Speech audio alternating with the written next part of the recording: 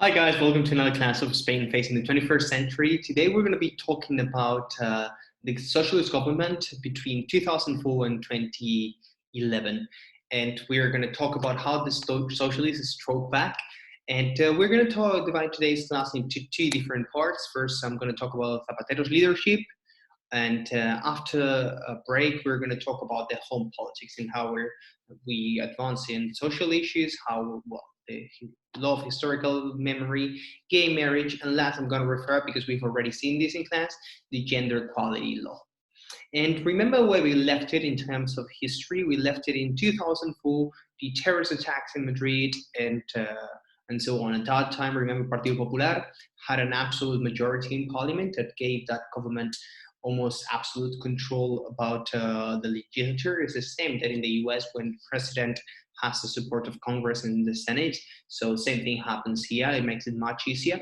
And here, because of the party system and how there's very little, there's very high party discipline, it makes it even stronger. So between 2000 and 2004, we have a right-wing government, a conservative government that had almost absolute control of politics.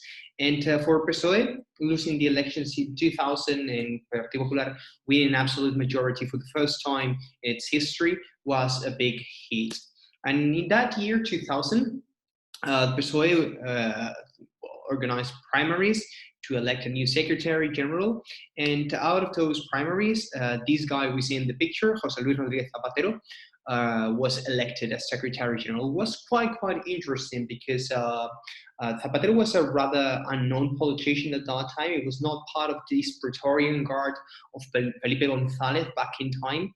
He was a rather young politician. He was from Castilla León, from León. And he just won these primaries by 9 votes out of almost 1,000. So with a very narrow margin, he won these primaries against José Bono, and he was elected Secretary General, and he had 4 years between 2000 and the following elections, that will be in 2004, to reorganize the party.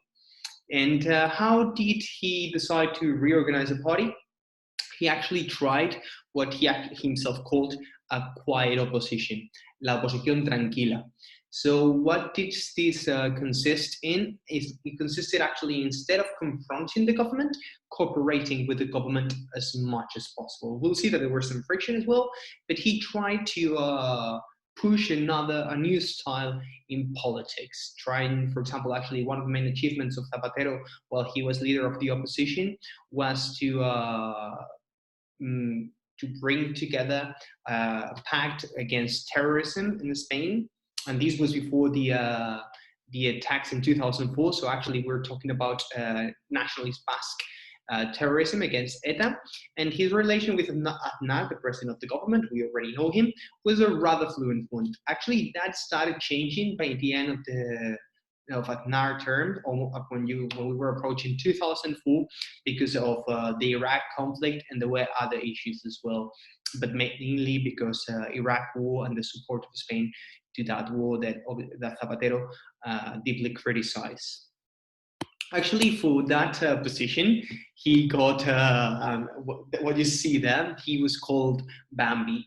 He was called Bambi because he was too soft for many. Actually, he was criticized within his own party for not being tough enough against Aznar government and being too soft with them.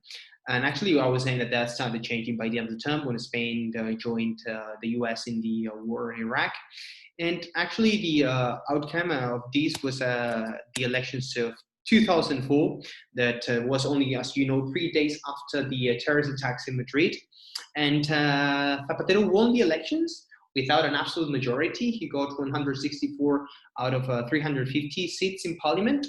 And this was very unexpected. No polls were predicting that Zapatero was going to win these elections. So it was a rather unexpected one. Actually, the first time he was running, he won, and this is something not that usual in Spanish politics. Normally, presidents have lost an election before actually winning one, but in this case, Zapatero got to be president actually in the first try. So it was a rather unexpected victory for him.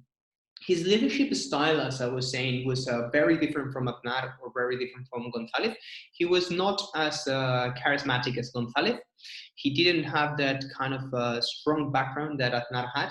He was more of a consensus guy. He was pushing for what we know as actually the new way, he called it. It was a rather an attempt of approaching what Tony Blair was doing in the United Kingdom, or also Schroeder was doing in Germany, that was bringing social democracy closer to a center, trying to focus on efficiency of programs and to also target programs better. I mean, here we're talking targeted welfare states, so to say.